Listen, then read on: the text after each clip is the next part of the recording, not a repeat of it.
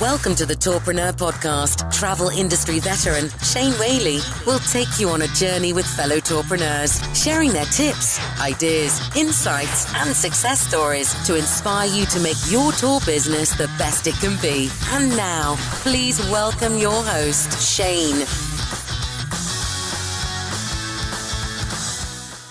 Hello and welcome to the Tourpreneur podcast. Thank you for joining us today. I am delighted to bring you the story of Bulldog Tours from Charleston, South Carolina. I'm going to share with you the epic journey of Tourpreneur John LaVerne. John set up his business in 2001 as a part-time hobby. He got the bug for tourism. He was working a corporate job, and on an internship, he was a tour guide on one of the carriage tours. And that's when he realized that, hey, this is what I want to do. I want to work in tours. He shares with us how he was walking past the old exchange building in Charleston and had this idea, the light bulb moment of a tour he could run. And John just, and you're going to hear this, his persistence and his drive. And he just bounced on into the old exchange, gave them a proposal about how he could help them generate revenue for preservation and build a tour business. So there's a lot of inspiration for us in this episode. And in fact, just recently, he has started tours in the Magnolia Cemetery in Charleston.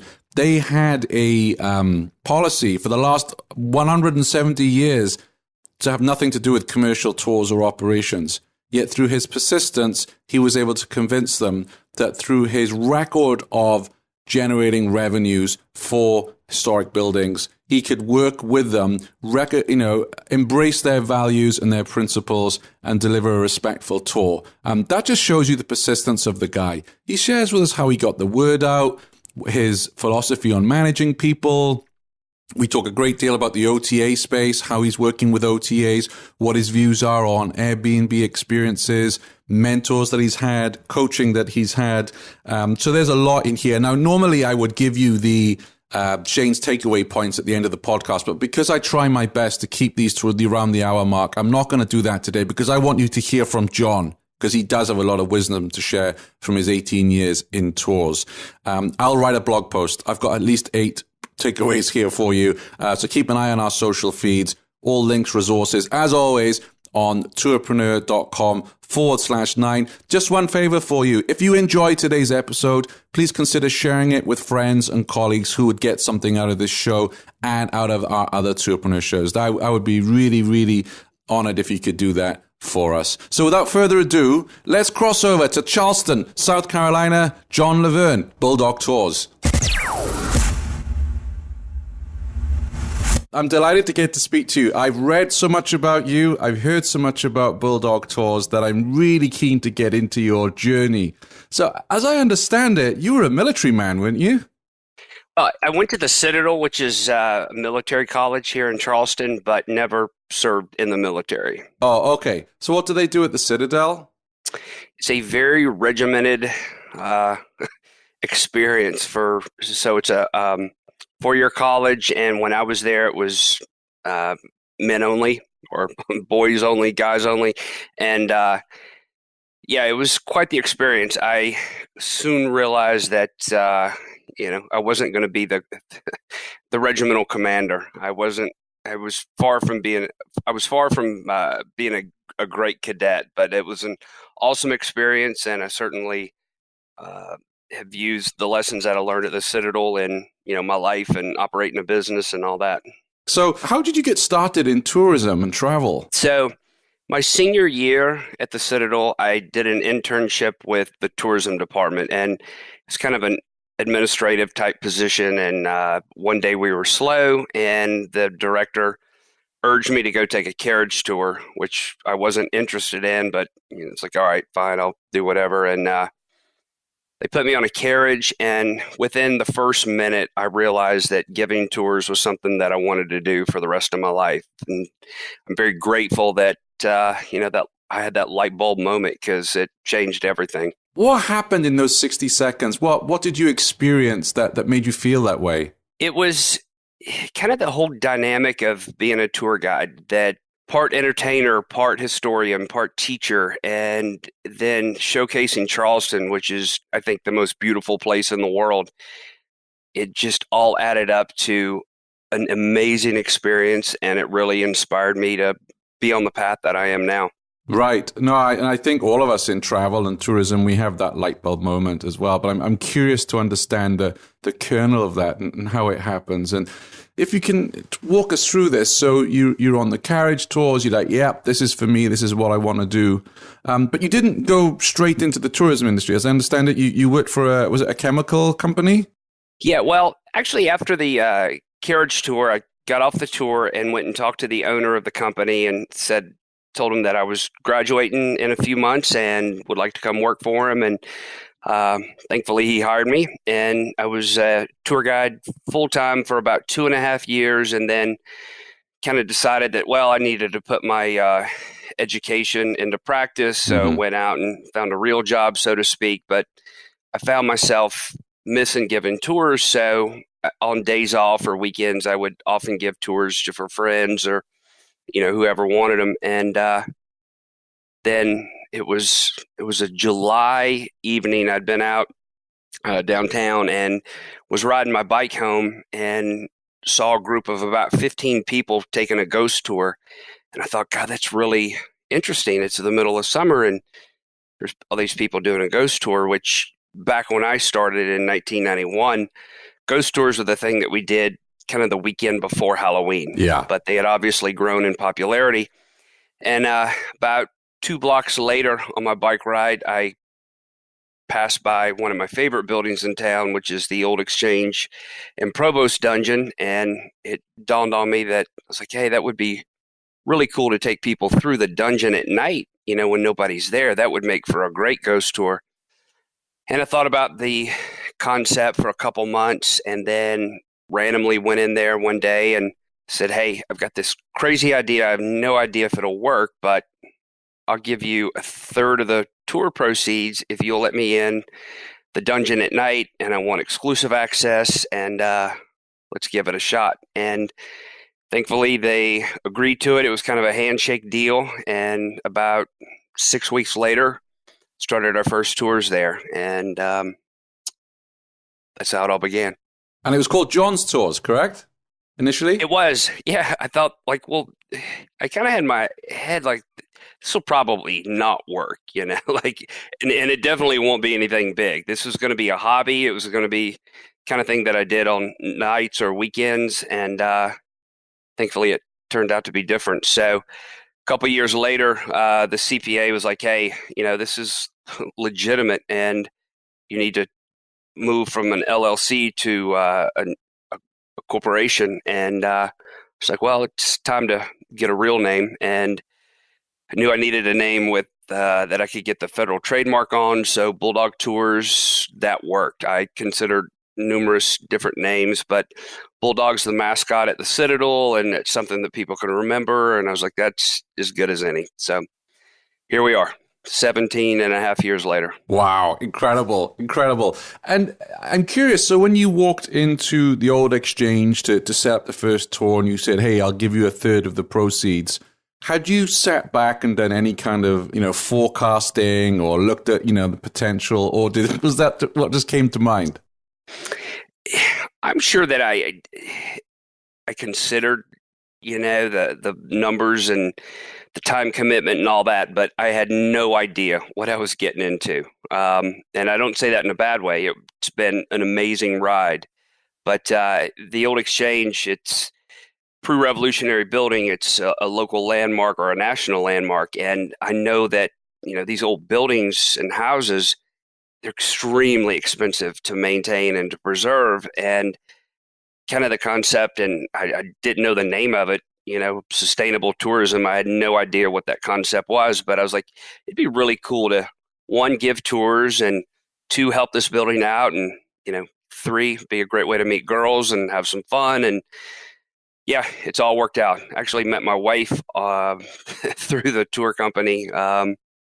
It's been 17 years ago. So that's a first, I think, on Tourpreneur where we've heard that. So congratulations, 17 years later. Well, thank you. You have a mission which you talk about sustainable tourism, and your mission, from what I was reading about you, when you started out, you really wanted to help out these old houses, right? You were really into preservation. Can you talk more a little bit about that from the company perspective and the missions of what you were trying to achieve? So, the concept, it started with our very first tour, which is the Charleston Ghost and Dungeon Tour. And about a year later, there was a local college. It's a private college. It was a startup, and American College of Building Arts. They purchased the old city jail in town, which has been another one of my favorite buildings. And I was like, wow, it's, one of the best buildings in town. And, this partnership with the old exchange has really worked well.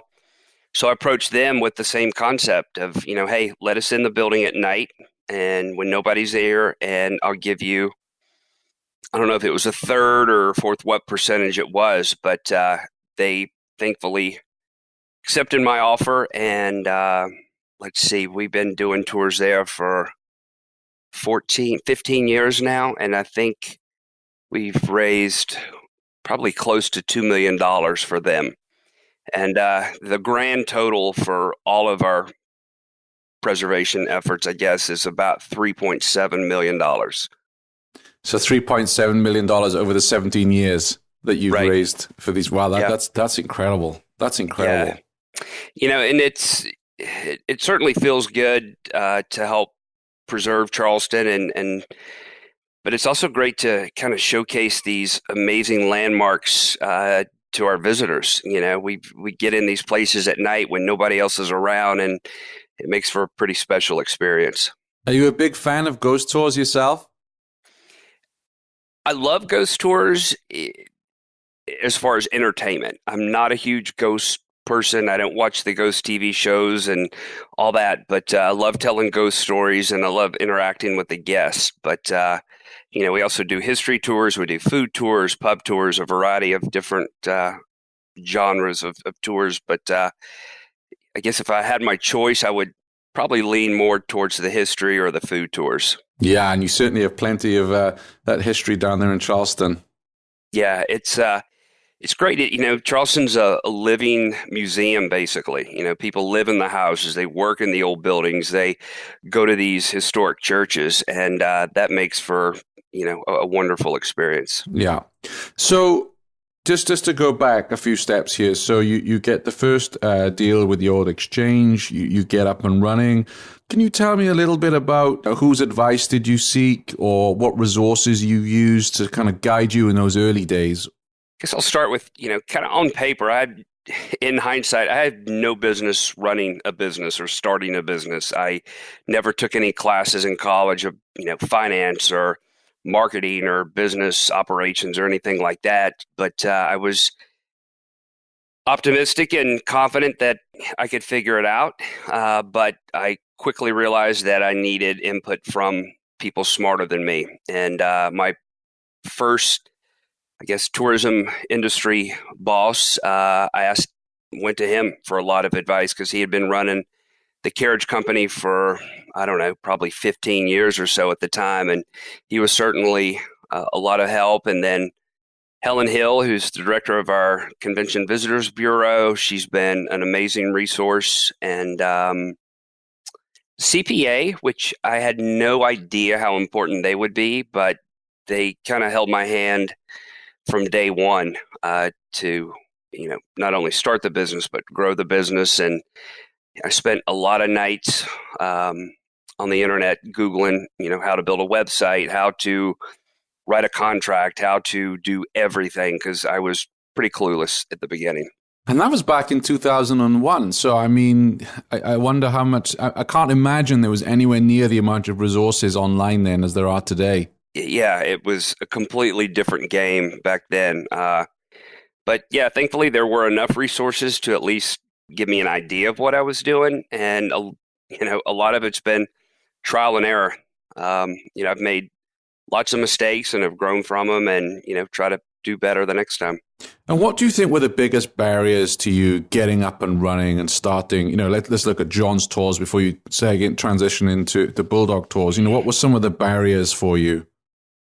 Um, Figured out the accounting piece was not tricky, but I had no idea of how that all worked and kind of the challenges with that. And thankfully, I got on QuickBooks, and that was new to me. But I guess managing employees and recruiting employees, it was kind of a blur. We were growing so fast, the first couple of years, and it was just a lot of trial and error and doing what worked. And how long were you John's Tours before you became Bulldog? It was about a year. Right.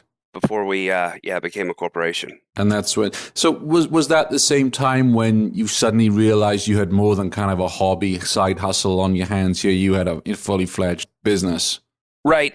That thought happened probably 2 or 3 months into it. And thankfully I started the company in a slow period. It was right after 9/11, and not a lot of people were traveling, but starting at a slow period really gave me enough time to build it up where things were working well when it got busy, which was the springtime. So I had, I started at October 31st of 2001, and I had until basically March to kind of figure it all out and get the marketing down and, find some tour guides to help me out and all of that. So, that worked well for me. Can you tell us about that first tour that you led at John's Tours or at Bulldog Tours, if you prefer? What did it feel like? Because this was your own business, right? When you were doing the carriage tours, that was part of another setup, but this is your baby. How did that feel? Right, and that's a great question, because being a tour guide for my own company versus somebody else, completely different experience. I was confident in my ability to give a great tour. I didn't know how well this would take off, but the very first night of tours, there were 3 people, and it was one of my competitors.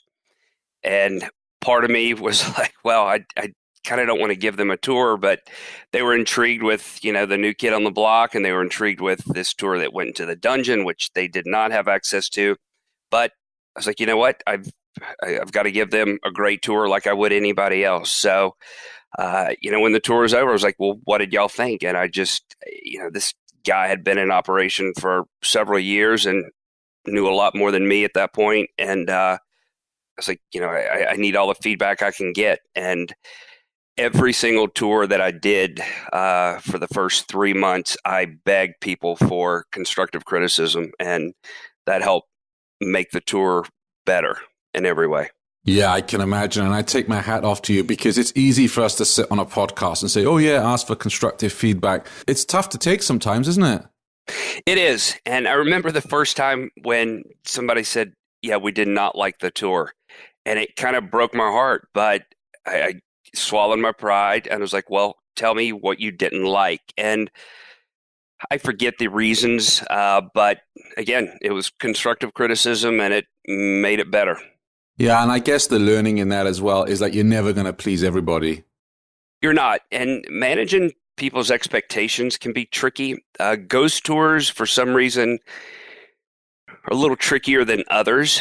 There's people that, they get upset they didn't see a ghost. They get upset that they weren't scared to death, that John, they didn't have nightmares. I'd be upset if I saw one. I'd be breaking the 4-minute mile, mate.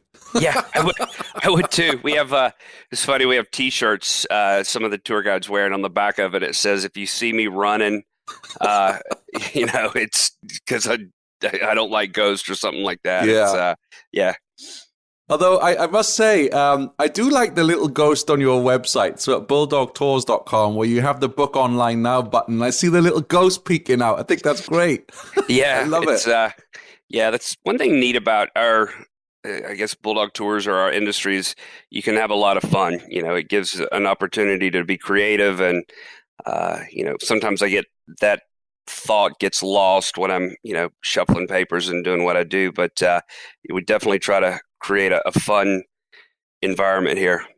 Sure. And when you were on that inaugural tour and you've got one of your competitors there, what was your head game like? What were you telling yourself? I was like, it's time to put on your big boy pants and do what's right, give a great tour. And I'm certainly had jitters, like, wow, here we go, and let's see what happens. But once I kind of got in my groove, I was confident, like, yeah, this is, I kind of feel like I was always supposed to be a tour guide. So, I was confident that I could give a great tour, and I had no problem with that. But I'd never given a ghost tour for my own company before. So well, gosh, are these people going to like it? Is it going to work? And, it was a hobby, and it's not like I was depending on it for a paycheck. So that was great in that I could focus all my energies on just building a quality product. The money didn't matter. I didn't care if I lost money or made money.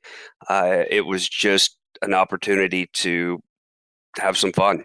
And were you still working the day job at that time?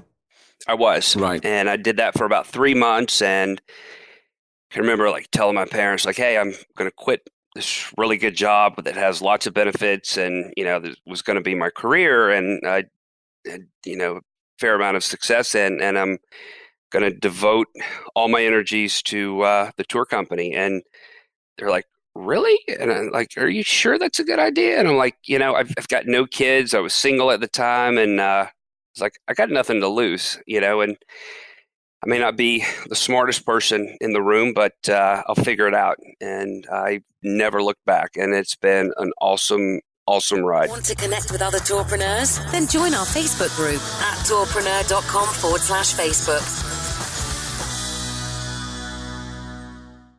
I think this is an important pivot point for a lot of people. So, in terms of tourpreneurs, we've interviewed a few that are running this, on weekends or evenings. I get a lot of emails from what I call tourpreneurs in waiting that have this great idea for a tour, but they're just scared to launch. And I'm hoping through interviews with people like yourself, John, that it will give people the inspiration to dive in and get it. But what was it 3 months in, other than really enjoying what you're doing, which is, really important, of course, what was it where you thought, I'm going to give up my health care and my 401 and this salary coming in? Was it because your tours were becoming more and more popular, or, what prompted you to make that decision at 3 months? So even 3 months in, our numbers were minimal. On busy nights, we might do, 50, 60 people. But I was like, well, if we're doing 50, 60 people a night in the slow season, we might do a crazy number like 100 when we're busy in the springtime. So it's like, well, I could live off of that. And I loved everything about giving the tours. I'm like, this is where my heart is, and I can see myself doing this forever. And it doesn't feel like work. In the beginning, there were lots of 18-hour days trying to figure all this out, and I never got discouraged because it was so fun and it was challenging and it was a brand new game to me. And I was like, God, this feels really good. And I'm thankful that I made the leap. You must also enjoy learning, because that's something I found with the podcast. I've had to do social media, build a website. I write the brief, which I know you read. These are things that I haven't had training in, and I'm learning as I'm going along. Was that something that you enjoyed as well? You talk about the 18-hour days and it not feeling like work. Did you enjoy that, having to learn? Okay, I don't know if I should say accounting, because I think, but building your business, all the tools that you need, all the new skills. Was that something you enjoyed learning? Every bit of it has been great. The accounting can get painful at times, but whether it's how to build a website, or if there's a kind of a specific academic kind of base tour that the history of Irish Americans in Charleston, or whatever the subject matter may be. It's always exciting to learn something new. And it's been a great fit, and I'm very happy with it. So I wanted to move on to when you started to expand. So at what point did you realize, hey, I need to hire extra tour guides here? That happened pretty quick. I would say probably by the second month, realized that, yes, while I was having a great time and enjoyed giving the tours, that at the time we were offering tours 5 nights a week, that it just wasn't sustainable with my schedule, that, my other job required, I was probably working 60 hours a week with that, and then another 20, 30 hours a week with the tours. And it's like I could use some help. And the very first tour guide that I hired almost 18 years ago, she's still working with us. So that's kind of neat. Wow. Yeah. Do you want to give her a shout out?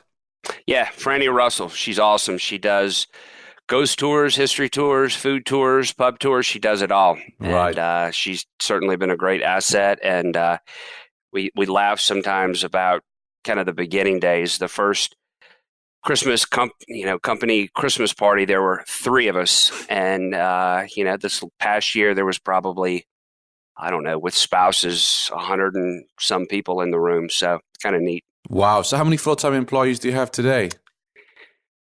Probably have about 10 full-time employees, maybe 12, something like that. But it varies with the time of year. Yeah. Summertime, that number jumps to probably 40 full-time and another 30 to 40 part-time. And then we have some tour guides that just work seasonally, when the weather's good and there's lots of people out. When you were recruiting tour guides, particularly in the early days, what were you looking for? When you were interviewing someone, what were you particularly looking for? Basically, somebody that could give a great tour, somebody that I got along with, and that had flexible schedules. Back then, especially, the tour guide community in Charleston was pretty small. So it was, finding references or finding out about the tour guide was just a phone call away to whoever. And, just finding out their reputation, and hired licensed tour guides. I didn't have any time to train anybody. So you've given ghost tours before, heard you're good. Yep. I would love your help. So that's how it kind of all happened. Sure.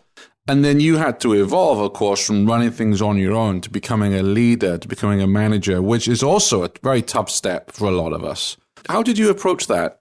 That's a work in progress every day. But, just kind of go off the experience I've had from good leaders in my life and bad leaders as well. I had one boss for, 4 or 5 years that was horrible and just basically do the opposite of what he did. And, treat your employees with, the respect that they deserve, hire people that are smarter than me. And that's kind of easy. But we've got an amazing team, and the culture here is better than I could have ever imagined. Sure. No, I love that, hiring people smarter than you. That's exactly what it's about, isn't it? Yeah, it really is. And, we do some of the tours that we do, the private tours, the customized tours, there's no way I could ever know how to do them all. But, we'll do like Jewish history tours, Irish history tours, women's history, dental history, medical history, African-American history. And that alone, that takes a crew of, 10 kind of specialized tour guides just to pull those off. But, in addition to that, I've got a lady that helps me with the marketing piece of this all, because there's questions that I don't know the answers, and she helps me figure those out. And then, because it's about 2 years ago, I got a business coach, which has been invaluable to help me figure out a lot of things, because in the beginning, maybe not so important, but as we grew, I realized that I was kind of running this ship that was big enough that I kind of didn't have the bandwidth to figure it all out. And he has been an invaluable resource to me. And I'm hearing this more and more, John, from tourpreneurs I speak to, that they're hiring coaches to help them out, because majority of tourpreneurs I'm speaking to, they didn't go to tourism or hospitality school, or right. They don't have an MBA. They're a bit like you, they love giving the tour guides, or they had a passion for something and wanted to teach more on it and tour and guide more on it. How did you go about finding your business coach? Because I think that's the tough one. Because if I put business coach into Google, right, I'm going to get millions of responses and probably a lot of what I call empty suits. It's hard to find a good coach, isn't it? It is. And it took me at least a year to kind of figure it out, like what the good fit was. But for the past 3 years, we've gone to a conference. It's called the Global Food Tourism Association. And they have conference. I think the first one was in Seattle, and I met this company out there. And then it was the year later at the same conference that I met him again and had listened to the founder talk about some business principles that really made a lot of sense. And I was like, I could use some, smart people like that helping me out. So hired them, and I was like, well, this will be, maybe, a couple hours a month. But it turned out that I was talking to him on a weekly basis. And then I was like, well, gosh, it's a big help to me. So would have to be a big help to my operations manager and then our inside salesperson. And he made a good call. He asked me the question of, how do you get your group sales? I'm like, well, we answer the phone and book the tours. He's like, yeah, how much is that worth, annually? And I was like, I don't know. I figured out the numbers later. And he's like, you're making that much money on group tours and you're not even playing offense. What would that number be if you actually had somebody out there soliciting for group tours? It's like, yeah, I've, considered it for a long time and let's give it a shot. So for the past year, we've had an outside salesperson to go out and talk to people in the hotels and meeting planners, and it's been a great success for us. Wow. So that coaching really is paying off for you, John. It's great to hear. Great to hear. I wanted to talk a little bit about marketing because I'm sure that, you've evolved from those early days. So when you were, John's Tours, how did you, so you set up this one tour. How did you get the word out that this was now available? Sure. So printed rack cards. I think I started with 2,500 rack cards, and I was like, that's a crazy number. And we probably go through, I don't know, 200,000-300,000 rack cards a year now. And I know that in some markets, big cities, that rack cards don't make sense, but they still work in Charleston. But well, I have to tell you, John, I travel a lot, and as much as I'm connected digitally, I still have a rack card. I'll still be there in the hotel lobby and see what's what. I'm the same way. I'm like a little kid. I'm picking them all up. I want to read everything about what people are doing, and I think it's a great advertising medium. And so that was my initial advertising. And then every Sunday, we didn't offer tours on Sunday nights. I spent probably 12 hours going to every single hotel in town and distributing the brochures and talking about the tour and offering every concierge, every front desk person that would listen to me, hey, would love to have you come take a tour and see what we're about. And that really helped push the tour and kind of help build the momentum. Yeah, I really admire you, John, because sales is tough, right? It's one of the toughest industries out there. And, you're coming from, tour guide and then going cold calling or door knocking almost to the hotels. What was your mindset? How did you get into the groove for that?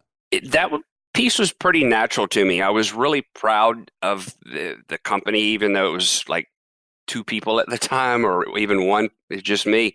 But I was like, this is really cool and people need to know about it. So and talking to people has always come easy to me, thankfully. So that part was fine. And, whether it was a 10-hour day or a 15-hour day, promoting my own company, that was easy. Like it just came really natural. Nice. And how helpful, in the early years, shall we say, as we move on to Bulldog, how helpful were your local tourist association and tourist boards? Our CVB, I would guess there's not a better one in the world. They are amazing, and they are certainly responsible for the success of Charleston's tourism status now. I think it was just published that we had 7.2 million visitors in the past year. And when I started giving tours, I think that number was half that.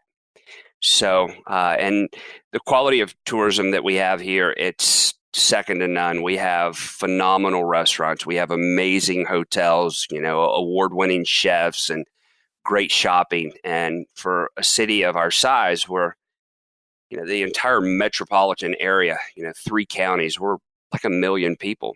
And for us to have the quality of offerings that we do, it makes it pretty special. And that's been a big part of our success here in Charleston. And I know that you were recently in my home country of the UK. You flew to London because BA have started flights into Charleston now, correct?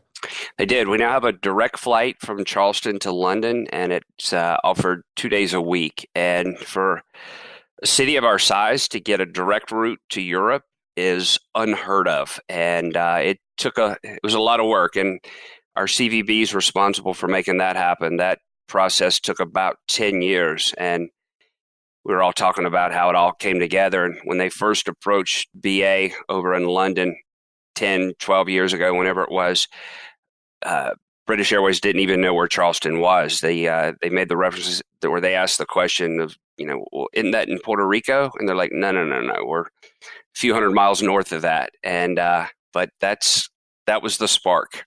Well, I'd love to chat to you in a year's time and find out if you got lots more European bookings coming in as a result of BA flying into Charleston. I hope so. Yeah, I would think that we will. Yeah, I'm very optimistic about that. Sure. So I wanted to have a chat with you about digital marketing. You touched on earlier on that you have someone now who's focusing on group sales, which is great. In terms of your journey in digital marketing, so when you realized you had to have a website, did you build it yourself or did you outsource it? How did that look for you guys? Yeah, so in the beginning, I got a software program called Front Page, and I remember that. Yeah. and websites were very different back then, very basic, and just kind of like a word processor with some hyperlinks, and added some images. But that was fun. It was very creative, and enjoyed that part of it all. But it was, I don't know. I'm trying to think when digital advertising became what it is. Maybe 5 years later is when banner ads and all that kind of popped into the equation. And now it's, my gosh, a bottomless pit. And it's amazing. I love that with digital advertising, you can get down to the very penny of the return on your investment. And Google Analytics, that requires a lot of bandwidth for me to figure out, but just looking at trends and figuring out what works and what doesn't. And when did you start working with online travel agencies? That would have happened pretty early on, I would think.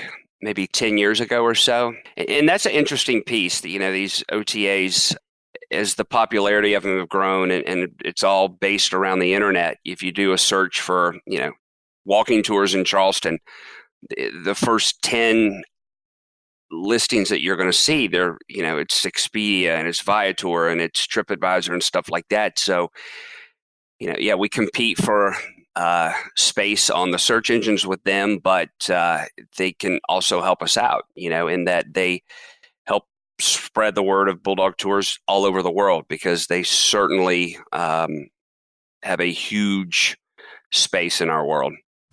And what's your business take on working with the OTAs? Because they're not cheap to work with, are they?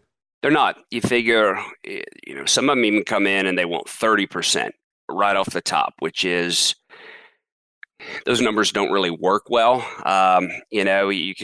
Some of them you can negotiate down, and I think the spectrum of commission for the OTAs, it's anywhere from 15 to 25%. And I look at it just as kind of an advertising cost. Yeah, they're taking whatever 20% of the ticket price, but for that 20%, everybody all over the world can find Bulldog Tours. So it works for us, and it's not a huge piece of our business. I think we're at about 5% of our sales is OTAs, so that's not bad. And there's tour companies out there where 90% of their business is OTAs, and that's a different game altogether. Did you know every weekday Shane curates the most interesting news articles in tours and activities and sends them out in a snappy daily digest? Grab your copy of the Tourpreneur Daily Briefing at www.tourpreneur.com.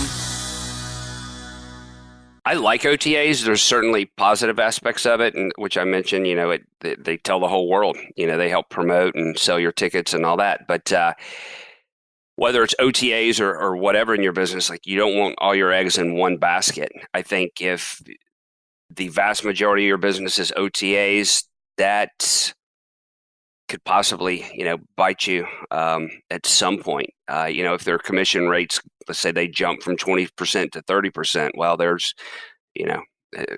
that's money right off the top of your income there. So, but yeah, I think that they certainly serve a purpose, and we work with Get Your Guide and Expedia. Viator, they have, my gosh, the growth of Viator has been incredible. And it started out where it was a lot of our international travelers use Viator, but then shortly after, they became a huge player in the domestic market. So, and in terms of Airbnb experiences, have you had much dealings with Airbnb at all? Yeah, we are listed. We have our food tour and we have our ghost and graveyard tour listed with them. And minimal, I guess, would be the answer to that. But they're certainly a big player in the tourism world, and I think it's only going to grow. Airbnb was kind of a mystery for a long time, and we never knew how many people came to Charleston with Airbnb. Those numbers just weren't available. Well, it was maybe a year and a half, 2 years ago, they gave our CVB or the city the numbers, and it was over 1 million people.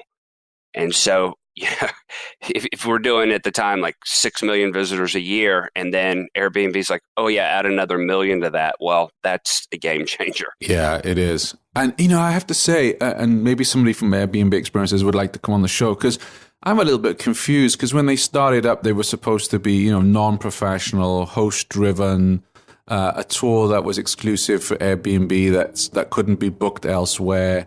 And then I remember going on their website and seeing a paragliding tour in Brazil, thinking, well, that's not just someone renting his room out, unless it's James Bond. It's yeah. So I mean, and so I read this week that they are now looking to remove the exclusivity. They're looking to remove the minimums, because I think the minimum set at 1, isn't it? Right. And I get their way of thinking. There's people that really want, kind of these bespoke, customized personal experiences. And, we're a big tour company, but we could certainly offer those to somebody. It's, it's going to be more expensive, but we could do that. It might be a better fit for a smaller operation that can do those on a continual basis. I don't know, but, we are listed with Airbnb, and I think that that whole side of their business is only going to grow. I saw a stat that 75% of their revenue is coming from professional tours now, rather than, say, a residential host-led tour. And I know that, I've had emails from tourpreneurs like, hey, I want to work with Airbnb, but I can't possibly take one person on a tour. I can't possibly have only this tour just for Airbnb. So how do you get around that at Bulldog? I mean, I guess you wouldn't take just one person out, right? We'd definitely take 2. If one person signed up on a tour, and we try to push them to one of our other tours, but if they're dead set on taking the tour, yeah, we'll take them. That's, our commitment to them. And yeah, while we lose money on it, it's important for us and our reputation to make the tour happen. Well, I'm one of these strange creatures. I've never booked an Airbnb myself as a place to stay yet. Somebody was telling me that with the experiences, that if you're ranked in their top 5 experiences in a city, they will email that out to the people who've booked accommodation in a city. Yeah, that doesn't surprise me. No different than like TripAdvisor or any of the other rating sites. Like, if you're number 1, number 2, 5, whatever, that can go a long way. And especially with Airbnb, if there's 1 million people staying in Charleston and they get your tour, they book the apartment, they're set to go, then it's like, Bulldog Food Tours or Magnolia Cemetery. I mean, I think it's a potential game changer if Airbnb are a bit more flexible with how they're set up. Yeah, I think so too. And I think it was smart of them to get into that world because, as you know, the tours and attractions world of tourism, it's the fastest growing sector of the entire industry. So, it only makes sense. I also wanted to ask you about direct bookings on your website. So when did you first start taking those? So they were automated online rather than people have to call in? That would have happened probably 11 years ago, maybe 10 years ago. And we were the first tour company in Charleston to sell tickets online. And I wasn't convinced that it was, a long lasting thing. I was like, maybe it's just a passing fad. I don't know. Yeah. But it certainly has been a game changer. And it's been interesting to see the percentage of our ticket sales grow online. And I remember whoever was doing our SEO at the time saying like, oh, we need to focus on mobile experiences. And I'm like, nobody's ever going to book a tour from their cell phone. It's just too complicated. And they're like, well, you're probably wrong. But yeah, so, and then I remember at the time we were like, well, all right, we have to control the inventory because we don't want 50 people showing up and we only have one tour guide. So I remember like, all right, put a 24-hour window that, in advance that people are booking online. We didn't need to know at least a day prior. And I'm like, certainly that's not going to affect anybody. I mean, nobody is going to be sitting in their hotel room booking a tour, for that day. Like that's just impossible. And I remember like the first report, the SEO guy was like, there's people that are booking the tour like, if you give them the option, they will book it right up until the time. And I'm like, are you sure? I'm like, oh my God, you're exactly right. Like that's crazy. So we are constantly adjusting, our number of tour guides and our inventory and stuff like that. We have to pay close attention to that because one, it's a city law in Charleston that you can't have more than 20 people on a tour. And then also it affects the quality. So we certainly don't want to go over that number 20. So we got to pay a lot of attention to that. Sure. So you're offering same day bookings, I guess, last minute availability where you have it. We are. Yeah. And I think that sometimes the booking windows, right up until the tour, but we try to do 2 hours. That really helps with our planning. But if there's spaces available on the tour, then oftentimes we will keep that booking window open right up until the tour starts. Never miss an episode of the show. Subscribe at tourpreneur.com/subscribe. And how is your split between international, international and domestic visitors? 3%, 4% of our visitors are international, but with this new British Airways flight, that will certainly change. Yeah, and I just asked, so I remember at my time at Get Your Guide, I was always really surprised there was a Voodoo Cemetery tour in New Orleans, and people would book that out way in advance. International travelers, they're making their plans way in advance because it's, so they put a lot of time into it. So they definitely book far in advance. Yeah. Whereas the time I was in Charleston, it rained the whole weekend. And that's a factor, isn't it? When you're going somewhere for a city, okay, I don't know if I want to book a walking tour until it might be freezing cold. Or It might be too hot, so I want to go into a museum, and I think that's a huge factor for people, and that's why we say to tourpreneurs, to keep that availability, as much last minute availability as you've got, because the weather makes a huge difference. Sure, yeah, even the forecast makes a huge difference. Like, they're saying it might rain today, so let's put this on hold, But yeah, absolutely. And you're using FareHarbor for your online booking. Your direct bookings. We are. How long have you been with FareHarbor for? We made that switch, I guess it was right at 4 years ago. We were initially with Zerv and loved Zerv and had been in talks with FareHarbor at the time, but when we got the word that Zerv was going out of business, the answer was obvious where we were going to go. And FareHarbor has been amazing to work with. I mean, they are a huge part of what we do and a huge part of our success. I can't say enough good things about them. Can you give us a couple of points where they've been very good for your business? They pay more attention to our website than we do, would be my guess. And, not only the quality and the aesthetics and the load speed of your page and things like that, but making sure that it, the calls to action or where they need to be, making sure that, being able to book the tour that's above the fold on your screen and things like that, and making sure that the keywords are right and stuff like that. And, as the digital world grows and online bookings grow, like that's incredibly important. Yeah, and I mean, I'm just looking at it now because I wanted to ask you about the Magnolia Cemetery tour, but as I see the online bookability, I can see immediately what dates are available. They're in green, so I haven't got to, try and work my way around that. And also, yeah, you're right, book your tour is very prominent. Did they suggest the ghost behind the button? No, that was one of our graphics guy added that, and it was kind of just whimsical. But you know what, it works because that's what I remember about your site. Sure, and our branding has kind of been a nightmare in that we do ghost tours, we do food tours, we do all these variety of tours. Ghost tours are certainly the biggest part of our sales, but so part of me is like, well, should the website have more of a ghost feel, but we're figuring it all out. We've just been through this huge branding exercise with a local company, and I think there'll be some changes to all that, but just one more thing that we got to focus on and try to figure out. Well, here's the thing, right? I've looked at thousands of Tourpreneur websites down the years and hotel websites. And what I really like is as soon as I land on your page, it's bright, it's vibrant, and you've got the categories: history, food, and ghost tours. So me, I'm straight into the history tours because I'm a history geek. For someone else, it's like, oh yeah, I know the food is good in Charleston, I'll go there.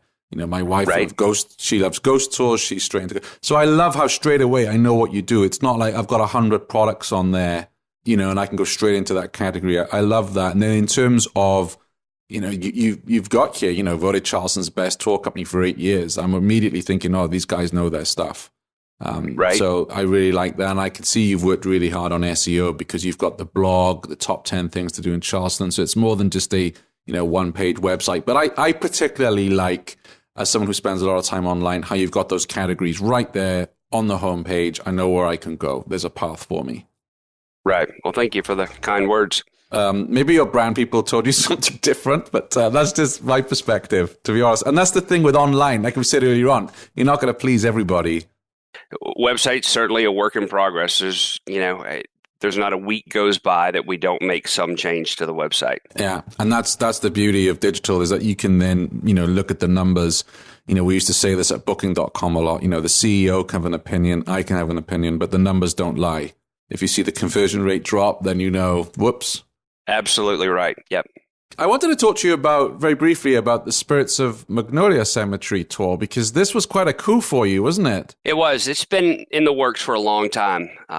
Magnolia Cemetery was originally a plantation in the late 1700s, and mid 1800s it became an urban burial site. It's downtown, but it's away from the historic district, away from the urban city center of Charleston, and it's I don't know, a mile and a half down the road, but it's this 150-acre site that's on the river, and the views are spectacular. And I assume most people have gone to these, cemeteries all over the world. That just the artwork of the monuments is just incredible, and it's breathtaking. It's absolutely one of my favorite places in Charleston, and it's one of the prettiest views. And then I don't know, just the sense of history there is phenomenal. But it's been in their bylaws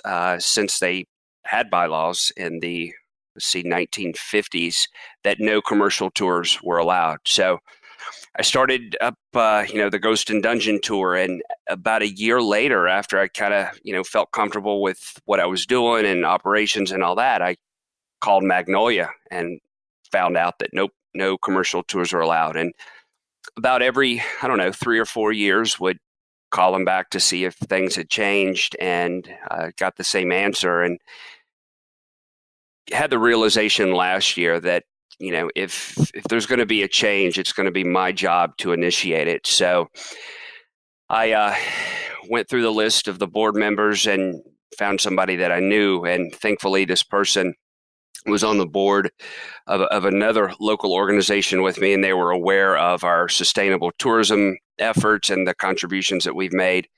And I said, hey, can you get me a meeting with Magnolia, because I want to pitch them? And he's like, well, they don't want commercial tours. I'm like, well, I'm going to try to change their minds. And he's like, yeah. And he was all for it. And so he got me the meeting, and the superintendent was like, well, we don't like commercials. We don't want commercial tours. I'm like, well, this place is expensive. How would you like to have some help with that piece? And, then they're like, well, yeah, that would be nice. And so anyway, we had a board meeting, and I pitched it to them, and it was kind of nothing ventured, nothing lost, nothing get whatever, just like, hey, if this works for you, great, let's do it. If not, I'm fine, but I want to at least give this a shot, as far as pitching it to you. And I got a text about an hour later, and they said, yeah, that the proposal had passed unanimously with zero discussion.